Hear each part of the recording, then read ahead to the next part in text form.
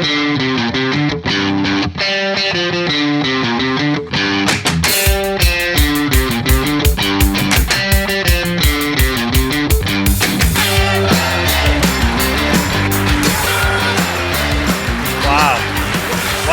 okay. Thank you. I'm sure that's some sort of custom here, but since I'm new to all this, I'm going to pretend that that's just the first time you guys have ever done that. Thank you very much. So, we're going to get into the business and the business model and different practices that I think, from my perspective, might help you with your business. Nothing that I'm going to teach you guys today is related to drumming or even to music, even education. It's related to you just growing your business. I want to help you with that. I have no DVD to sell at the end of this. I'm not going to be, for more information, check out mikeslessons.com.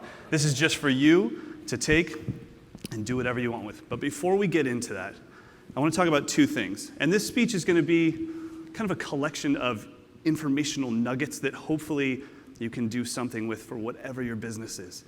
First nugget, I think this has been drilled by enough people that it almost doesn't need to be mentioned, but it does, and that's passion. The reason why that has to be mentioned over and over and over again is the same reason that parents teach you things and you don't listen, and then when your buddy comes over to your house and he's like, dog, your room is nasty. It's like, you know what? You're the third person that said that. Maybe I should pay attention to it. So if I'm the 47th person that's talked about passion, maybe you'll listen to it. What I mean about passion is that passion comes in any form that relates to you. It does not matter what the world thinks you should be passionate about. It matters what you are passionate about. So, of course, there are things that we feel as a society like you should be passionate about, making the world a better place. And you should be passionate about saving animals. And you should be passionate about getting fresh water to this area that doesn't have it. Okay, but what if you're not passionate about that? I should be passionate about drums. I'm not. Drums are a hobby for me. I started them when I was 5 years old because I was playing clarinet in school band and I kept falling asleep or passing out doing whole notes. Cam. And the teacher was like, Mike, you're going to kill yourself. Just go back on the drums. And I've been playing drums my whole life.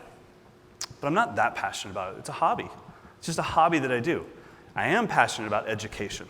And the way I know this is because if you dropped me on an island and there wasn't a drum set and I was on a deserted island, I could live. If there wasn't a person for me to explain things to, I would die. That's passion. Your passion can show up in any form, and I don't get to judge whether it's valid or not. The fact that it makes something stir in your soul, that's the validation. I just got done developing my first app. Well, I didn't. I actually have no clue how to develop an app. I just got done hiring my first guy to create an app. And his passion for analytics and metrics and coding is unreal. He was in Japan, and we would have to Skype every day. And every single day, he would be talking about all this stuff that I'm like, dog, it's so late, I don't care. Just make it so that when I slide my finger, the hi-hat gets louder, and then the hi-hat gets quieter. That's all I need you to do. But he was so passionate about it. How can I say that's not a validated passion? It's what's passionate for him. I'm sure every Christmas his mom gets him, t-shirts that say like, I don't know, save a coder, write a keyboard. I don't know, like there's passion there, So that's what it's all about. If you have passion, you'll be successful. Second nugget, put a financial value on your happiness. I don't think enough people that I meet when I do business stuff, I don't think they do that. How much is your happiness worth? Actually put a dollar amount to it, like a yearly salary to happiness. If I'm allowed to explain things to people every day in my job, I'd give that $1 million. That's worth $1 million a year to me. To be able to get on camera or a venue like this and explain things to people and watch them grow right in front of me. Sit there with a drummer and stare at his limbs and they're not working. And I think like, I know I can crack the code. You know what, dude? Think of it like this. And I change his mind. And then all of a sudden his limbs start to flow. And I'm there for that moment. That's worth $1 million a year. So if I can have a successful business based on passion that brings in, say, any number, it doesn't matter, $200,000 a year. Okay, well now, to me, my annual salary is 1.2 million because I put a financial value on happiness. You guys should do the same. All right, let's look at the beginning of this. I'm gonna do my best to get through how I started my company as fast as possible and get to those nuggets that I hope will help your business. August 15th, 2006. It's a good day. There was this website called www.youtube.com that I had to spell out to all of my students and their parents. It was a fairly new website. Nobody knew how to use it. There was no thought of becoming YouTube famous or building a career off of YouTube. Or if there was, you're way smarter than me. I didn't see it that way. I saw it as the cloud. I saw it as a server. Like, wait a minute, you're gonna host my videos and I don't have to pay any fees for it? Hell yeah, I'll park my videos there. So I was teaching private drum lessons. And what I would do is, sometimes I was sick, sometimes I had to do a short tour, and I would tell the students and their parents, hey, I can't be here for your lesson on Wednesday, but I filmed it on my JVC video camera, and I put it on this new site, www.youtube.com. It's nothing freaky. You can take your son there and it'll be fine. And that way they could watch their lesson. And so they're not missing out on a week of education. That's literally all it was for me. Come back from the tour, all of a sudden, this video that I showed to 40 of my students has 10,000 views. Okay, must be a glitch in the matrix. Who the hell would want to watch a drum lesson? You know, there's no way that 10,000 people want to watch a drum lesson. Because keep in mind, drum lesson. I'm not talking Tommy Lee, Travis Barker, shirt off, badass stuff. Drum lesson, like, hello, when this hand goes down, then do this. And when that has happened, then do that. It's not really cool stuff. And then it had 50,000 views, 100,000 views. And then I put up more videos, and then it had 500,000 views. And all of a sudden, around 1 million views, I was like, I wish I had $1 for every one of those views. That would be really cool. And that was really the first time that my business mind ever turned on. I didn't go to business school. It's embarrassing to mention my college that I went to for 3 months because it obviously proves that I'm very elite. It's called American River City College. We're home of the Beavers. So if you, Beaver Tech, is that you? Beaver Tech, sweet. Home of the Beavers, went there for 3 months. I was like, this is not for me. So I have no business background. I have no clue what I'm doing, but I just thought like, wow, I want to do that. The other thing, it wasn't just as simple as I want to make a business off this. I was thinking, wait a minute, there's 1 million people that want to learn how to play the drums around the world. This internet thing is really cool. So the business model itself, I needed something to look at just to think like, since I'm not a business-minded guy, I have no company, I don't have like a board of directors, I have like myself, and then I'm like, babe, what do you think? And my wife's like, it's a stupid idea. And I'm like, then I'm doing it. That's my board of directors. I'm like, thanks, hon. I'm going for it. So the business model was kind of iTunes. What was happening around this time, 2005, 2006, was iTunes was changing how I was purchasing music. And it was really helpful because like some of you, I used to go to Tower Records and I would buy a CD or a cassette tape back in the old days, but I'd buy a CD that was based off one song I heard on the radio. I'd take that CD, put it in my car, $17. For a broke drummer, $17 was close to $85 billion. So this CD was gold to me. I was like, okay, I got the new Spin Doctors record, I'm putting it in. Okay. I swear to God, if I played a sample of Pocket Full of Kryptonite, you guys would all lose your minds. I'm like, you don't like the Spin Doctors? Come on. So I put the CD in, and I hear Pocket Full of Kryptonite, and I hear 2 Princes, and I'm like, hey, I'm feeling it. And then 15 songs of Buttered Ass. And I'm like, this CD's horrible. By the way, Spin Doctors guys, if you're watching, you're fantastic. But I was like, well, that sucks. I didn't get to preview it. Well, iTunes changed that for me. I didn't want to steal music. I was committed to spending money on music. But I wanted to choose. I wanted to preview. I wanted to make sure that my money was spent well. So that same $17 now could be 3 songs from Nirvana, 2 songs from Candlebox, 4 from whoever else was in Rage Against the Corntones at the time, or whatever cool band was happening. So iTunes was changing that for me. A very similar thing was happening in the drum industry, and that's where I kind of took my influence from. The drum industry was putting out DVDs. These DVDs were $40, and they were like 3 hours long. Well, that's a lot of money for a drummer or any musician, and that's a lot of content. The internet was exploding, YouTube was coming along, people were starting to digest smaller chunks of content, and I thought, why do I have to buy this $40 World Rhythms Latin drumming DVD when all I need is the mambo. I got a gig tonight. They said it involves the mambo. I just need to learn the mambo. Why can't I just buy the mambo for $1.99? Well, I couldn't, so I made that website. That's what it's about. It's about finding those moments where you think like, you know what? Someone should do this. As soon as you think that someone should do this, you should do it. Be a doist. My buddy JP Bouvet always, every time I'm telling him, he's a fantastic drummer. I'm like, dude, I just think that I should do, and he's like, dog, be a doist. He always tells me, be a doist, and you should do that. You should be a doist. Whatever you want to do, just do it. I mean, what's the worst that's going to happen? You're going to fail? Okay, do something else. Do it again. You're not going to die. Like, our society won't let you die and be like, sorry, you didn't make it. Oh, you're dead. You live with your mom again, and you figure it out. Like, it's going to be okay. So, picking a model to start your business is a great idea. The next thing was borrowing and not feeling guilty about borrowing. But why would I take influence from a tiny little industry like the drum industry? The drum industry, I think globally, it's about God, I don't even want to say the number because I can't remember. I think it was like a $30 million industry last year. And I'm not talking about one symbol company I mean the entire industry was like $30 million in sales. So why would I take influence from them when there's other companies that spend millions of dollars on marketing, on color schemes, on fonts, all that stuff? Why don't I take influence from them? Because it's out there. I can borrow it. And I did. You know, I would look at things like apple.com and I would be like, that's white. Well, my whole website's black. Maybe I should do that. And I would look at their fonts and I'd be like, that seems kind of simple. I think that's actually installed on my computer right now. I don't have to download the craziest font ever. Things like that. I would look at things like this, huckberry.com. This website makes me want to buy cool, rugged stuff. And I'm so far from being a man, like I get like rashes at Home Depot.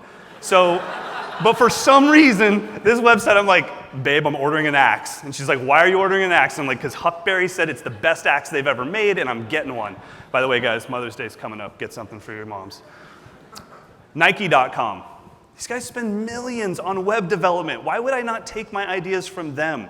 Borrow from outside your industry. Once again, it's white. She looks rugged and makes me want to buy cleats. I don't know. That's another thing, though. Like, how do these things make you feel? I don't get to choose which one influences you. You guys all get emails.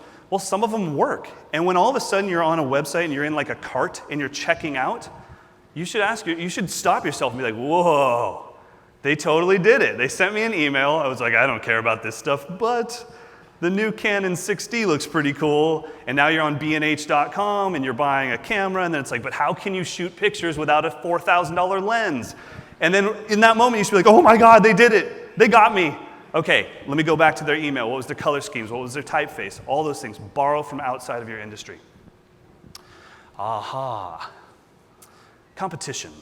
So, competition is awesome. It drives you, right? I think some of the greatest things that have ever happened in this world have been driven from competition. But your competition might not be who you think it is. And Amy kind of mentioned this a little bit. You need to think about who is getting in front of your clients first. So what does my business do? My business is based on something very simple. I deliver educational content to drummers. That is it. I don't even really vary that very much. I mean, I just say, like, here's a video. Would you like this? Yes, I would. It's $1.99. Okay, that's my entire business. So it's like, okay, then I guess my competition would be people that do that. This is the drum channel. It's owned by a massive company called DW Drums. They have a lot of money. They have way better cameras than me. They have cool like wireless lav mics like this one that I'm using that I don't have. So that should be my competition. They do what I do. That's JP Bouvet, who I mentioned earlier. He's my little brother. He is a walking little Yoda. He's the wisest man I've ever met. He's 14 years younger than me, and every time we're in a car together, I'm like, I've got a problem, bro. What do you think about this? And he gives me the greatest advice ever, but he offers a very similar service, so he should be my competition. Juan Mendoza, he won Guitar Center's Drum Off about 3 years ago. He's one of the best drummers in the world. He offers the same service. He should be my competition. Those guys aren't my competition. They're not even close to my competition. They actually help me. They're the ones buying Google AdWords and Facebook AdWords about online drum lessons. They're alerting the entire world that there's this new thing called online drum lessons. They're building potential clients for me. I'm on the phone. Actually, I just sent this entire thing, what is this? PowerPoint. By the way, last year when I got to Big KC, I thought PowerPoint was the name of a speech. So when Caleb asked me for my PowerPoint presentation, I was like, it's all up here. And he was like, wait, what? And I was like, yeah, bro, I got it. I've got the whole thing memorized. And he's like, no, I need it to be on the screen. I'm like, what technology do you have that can take it from my brain? I was so confused. And I was like, yeah, man, just like a Keynote. It's all up here. And he's like, Keynote is a software. And I'm like, what? So this is all kind of new to me. Anyways, I just emailed the PowerPoint of this presentation to this guy, Juan Mendoza. I was like, bro, I'm using one of your slides, or I'm using your screenshot in my presentation. So these guys are not my competition. They're actually helping my business grow. Let me show you what my competition is. See this little round bastardo of a ball? That's my competition. That's my competition. Everything that a child chooses over drumming, they're stealing my potential customers. That's my competition, not people in my same industry. That's silly for me to fight over the scraps, the tiny little scraps of like, oh, dude, you have 1,000 students? I want your 1,000 students. What? Why? 10 million kids just signed up for football. I want that pie. That's a way bigger pie. 40 million kids are playing soccer in every country. You guys have seen the World Cup. Just kids in the street, just kicking stuff. Like those are my potential customers.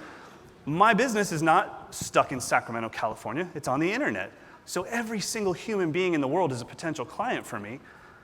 That's who I'm competing with. How do I compete with that? How do I compete with the NFL's dollars? I just get there first. I schedule clinics at elementary schools. I say, hey, can I do one for your kindergarten class, then one for your first grade class, then we'll do third and fourth grade together. And I get there and I tell the administrators some crap about, it's going to be a lesson around the world in rhythms. No, it's not. As soon as the kids get in, I'm going to rip. And they're going to be like, that was awesome. And I'm like, okay, well, that's the drums. So, Billy, when you sign up for football and get knocked on your ass like I did in the first day, and you're like, T, hell no. I'm never doing that again. It's like, I'm hoping that as he gets up a little dazed, he's like, that drummer dude was pretty cool.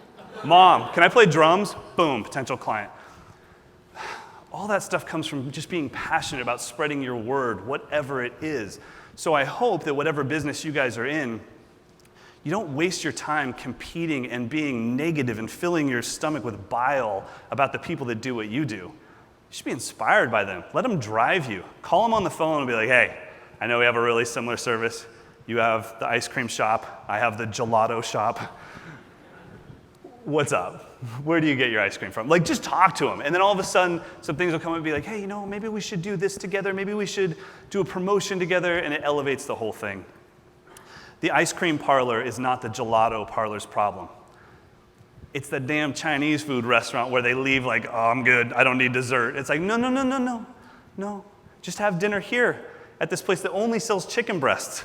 And then you'll want some ice cream. So outsmart the problem. It's not that hard. It just takes a little bit of effort. All right.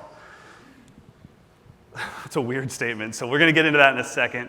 Before we do, I'm going to open it up to questions after this. And when I do, please don't have that fear of like, well, I'll just talk to him afterwards.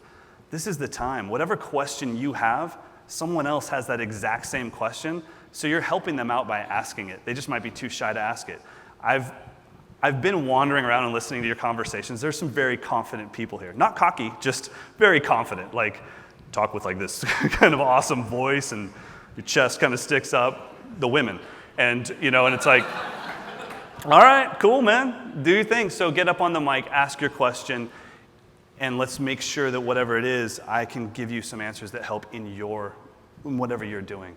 Whatever I've talked about today, it would translate to your chiropractic business. It would translate to your app business, whatever it is, so we can talk about that. Okay, getting better will never make you worse. As a drummer or a musician, I've experienced a lot of creative paralysis. And creative paralysis comes from having too many things to improve upon. And all of a sudden, you start freaking out that if you practice something, you're going to get worse at something else. So let's say as a drummer, I need to be fast. That's important. I need to be coordinated.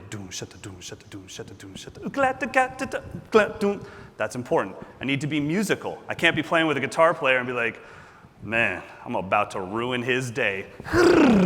That's bad. Well, what happens is when I sit down at the drum set and I think, okay, I got to work on my independence today. I'm going to work on my limbs doing four completely different things. There's this paralysis that creeps in that says, you know what, but you need to work on speed. And then I start to work on speed a little bit and it's like, no, now you're going to get worse at your musicianship because you're not working on your musicianship. That's false. It's all in our heads. Getting better will never make you worse. Just pick something and get better at it. Whatever you guys want to do in business, sign up for lynda.com. I don't know them. I don't know who Linda is. I don't know if she's a guy, if she's a girl or a guy. But I do know that when I started my business, it was very important for me to learn graphic design so I could have better conversations with my graphic designer. It was very important for me to learn video editing. It was important for me to learn color grading. I had to learn Adobe Premiere. I had to learn Final Cut Pro. I had to learn PHP. Actually, when I started, I had to learn ActionScript because everything was in Flash. I wasn't the web developer. I wasn't doing any of this stuff. I just wanted to have better conversations with those people. But I knew that getting good at video editing wasn't going to make me a worse drummer. And I kind of started thinking like, you know what, every time I've gotten faster on the drums, I didn't get worse at coordination or independence. Getting better will never make you worse. Just get rid of that darn paralysis that sets in as like, maybe I should do something else, maybe I should do something else, maybe I should, and you don't do anything. Just pick something, do it, and do it with everything you have in your body. All right, so let's get into some Q&A. Any questions about anything? I'm totally happy to talk about it. Bring it on in 3, 2, you've got to be kidding me. Oh, sweet chicken gumbo, look at you. Hi. What's up? You're obviously very passionate about teaching people, and I was just curious if you feel that's more of like an intrinsic thing, that you've always been passionate about that, or if that's something you chose to be passionate about and then continued on that path. Yeah, that's a great question. And so there are things you can learn. The people, most of the things that I told you guys, I would never tell a room full of drummers that. They want to believe that I'm obsessed with drumming, and every day I just walk around going, and I don't at all. I do when I hug my wife. I usually will play, I'm like, and she's like, babe. I'm like, sorry, I gotta figure it out. But I'm not that passionate about drumming. So I think you can get good at certain things you're not passionate about. As far as teaching, yeah, I think it's been there since the beginning. Actually, later this month, I'm giving a TED Talk on teaching. It's called The Art of Delivering Information. And it's all about turning the delivery of information into an art form and treating it as a talent the way we do sports and music. And that's been there since day one. Anytime I was in, 4th grade math class, teacher would be teaching. And the teacher was, the gym coach who got moved into math. And you could tell he had no passion for math. And he's just teaching. And as soon as he was kind of done, I'd look at the kid next to me and be like, did you get that? And I'm praying that he says no. And he's like, mm-mm. And I'm like, all right, think of it like this. And I rearrange everything that was just taught, and I watch the light bulb go off in his head, and I'm like, oh, touchdown. And then the teacher's like, Mr. Johnston, front of the class. And I'm like, sweet, half-hour comedy time. Let's go to the front of the class. But I've been passionate about explaining things my whole life, and tonight, if we hang out on the street, which we often do, I can't look up at the sky and not be like, do you know why the moon looks so big right now? It's all in relation to the skyline. Like, I can't stop teaching ever. So I think that that's what I'm saying is, don't pick something and then try to be passionate about it. Really ask yourself, what stirs your soul? And who cares, if it's validated by the world? The one thing that documentary, or that little video that you saw, was actually much longer, and I just put some clips together, but one thing you didn't see is at 26, I quit. I got my first record deal when I was 21, and I quit that touring band when I was 26, And at the time, it was all nothing but like, giant festivals in Europe and Japan and constant touring, opening for the biggest bands in the world. It was the world's dream for me to be a rock star. It wasn't mine. And so to quit that band that had, and at this time we still had a record industry, so there was tons of, financial help. Everything was great, and it was awesome dinners every night. And to quit that, to go to be a private drum instructor, the world was not on board with that decision. But who cares? When I thought about myself on a tour bus, driving across the world, there was like this little level of happiness. And then when I thought about me being in a room with a student, and he's struggling and struggling, and I'm the one that's there to crack the code, to unlock the coordinational doors for him, and I'm there for the moment that it goes off, my happiness just went through the roof. And I was like, all right, I'm following my passion, and I don't care. And the thing is, the people that do what I do in this industry, that do online drum lessons or online guitar lessons, everyone always asks me, like, dude, why is yours so successful when, not to be like self-demeaning, but it's like, I'm not that good at the drums. I mean, some of the people that do this are far superior to me. And so people, in a nice way, say like, why are you successful? And it's like, drums, because I love it. When I talk to that camera and I'm delivering content to that camera, all I think of is the kid in China who doesn't have access to drum lessons, or the kid in Brazil who doesn't have access to private drum lessons for whatever reason.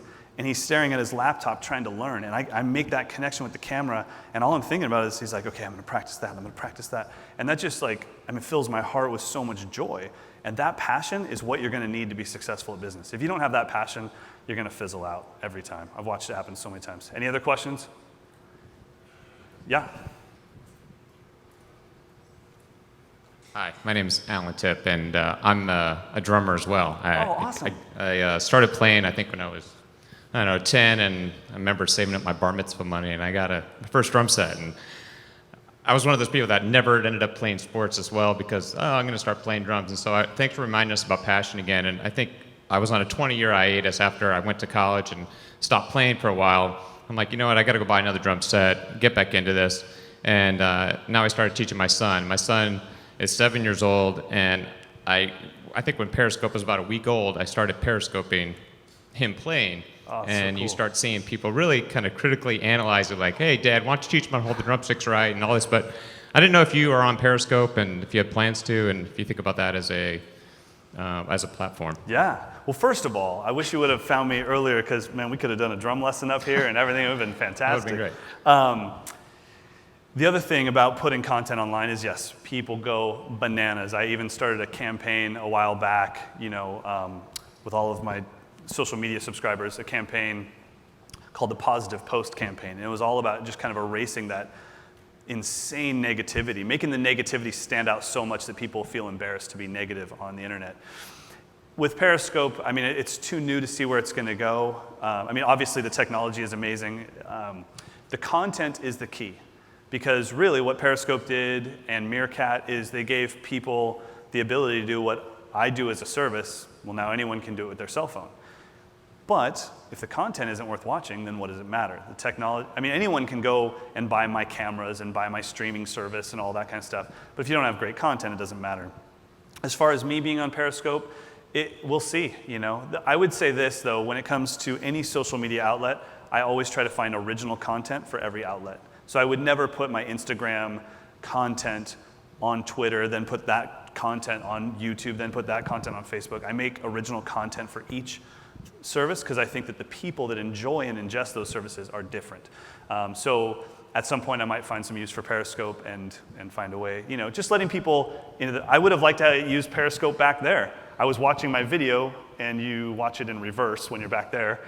So I was like, I'm not left-handed. Oh, got it. I'm not left-handed, but the videos, I got it. And so, but I'm sitting back there, I'm like, this is cool. Like, I wonder what people would think. All they're going to see is this, but they wouldn't see that. So I might find some use for it. So. Awesome. Thank you. All right. Any other questions before we move on? Yes, sir. Hey, Mike, thanks for coming. And then you'll be next, brother. I'm curious on, even in talking about your early private lessons, it's very one-on-one, and you can see that moment when it clicks. Mm-hmm. Obviously, that's different online, one-on-one versus thousands. Can you talk a little bit about how you translated your message to the students, and then on the passion side, how you keep passionate because you can't maybe see that spark in their eye? Yeah, so it's about being engaged. I can tell you right now that J.W. Lee in Texas has a white DW kit. I can tell you that Mike G, who's 71 and lives in Chicago, has a DW drum set that is in twisted exotic wood, but it's diagonal grain, and it goes from clear lacquer to black fade. I know what we have a little over 10,000 subscribers right now, and I know what kits they have, I know what cymbals they play. I'm engaged, and I love it. And we actually do have because of that, we made it a part on our website called the student review section, where they do upload videos of themselves. And we have on Tuesday nights a live student review TV show where I roll clips of the students and I give them my honest critique so they can get that feedback. But you're right, I'm not in the room for that moment, so that's why I offer drum camps. And we do 10 drum camps per summer. 8 people from around the world fly in, and then I'm with them for 10 hours a day, so I can still get that moment with them and see what it's like. So, and I encourage I'm not a replacement for drum lessons. I actually encourage all of my students. I keep my prices low enough that I encourage my students to have private drum lessons, because I think that moment of being in the room with somebody is very important. As far as keeping my passion up, once again, I just search outside my industry. I'll watch Brian Green give a talk on string theory, and he's just so juiced about string theory. And he's like, guys, this is what's going on in the string. And I'm like, oh my God, he's excited. And I'm like, how can I not be pumped up about drums if he's that pumped up about string theory? So I just search for inspiration anywhere I can find it. So, Thanks. Yeah, man. Last question. It's going to be real quick, but actually on the Periscope Meerkat thing, so yesterday they released an API, Meerkat released an API because they were cut off from Twitter, so that you can upload videos from YouTube when you're streaming after the stream is done. So opportunity there. That's awesome. So my question's simple. Okay. Who are your top 5 drummers? Top 5 drummers. Okay.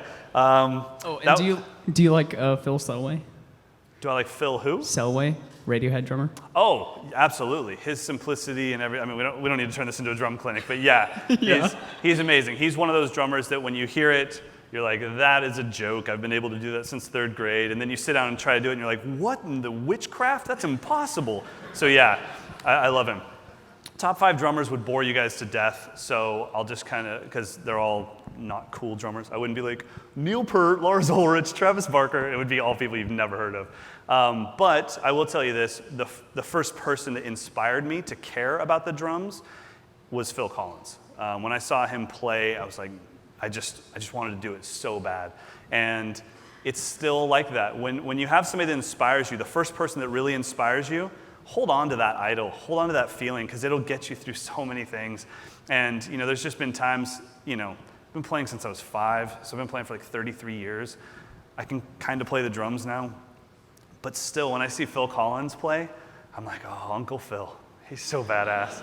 And he's not doing anything crazy. He's zhudum, zhudum, zhudum, zhudum, cat, and he's playing in the air tonight, and I'm like, oh, Phil. So, and dude, I've been able to do that since I was in like 4th grade. But I still, at 38, I'm like, damn, that was badass. And even like when I would go to like a Genesis concert, as soon as In the Air Tonight would come up and I'd wait 4 minutes until that big drum fill would come, I would turn around from the front row to look at an entire arena go, zhatum, zhatum, zhatum, zhatum. And I was like, oh, that's so smart. How the hell did he make something up that every white person can do on their steering wheel? That's incredible.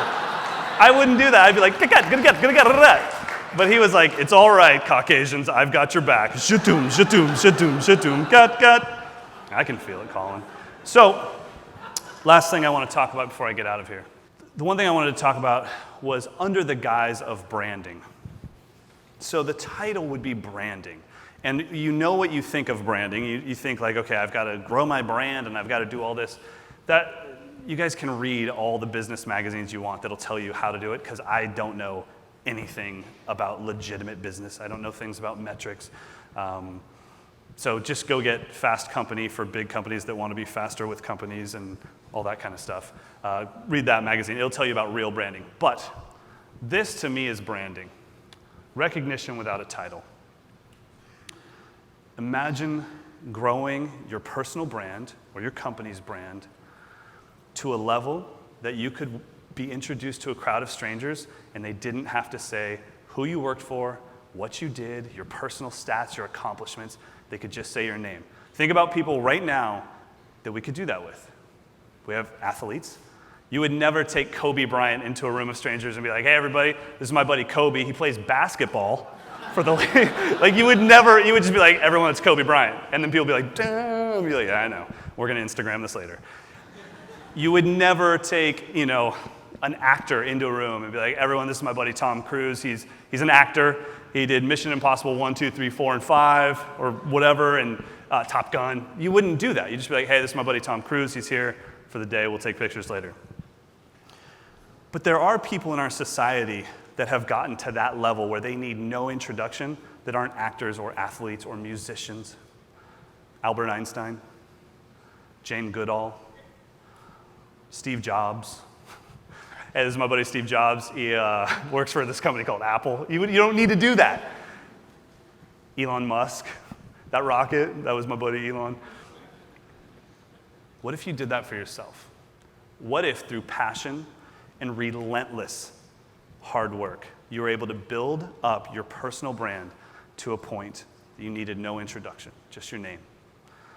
Now, if you're not there yet, like I'm not there, then we have a lot of hard work to do.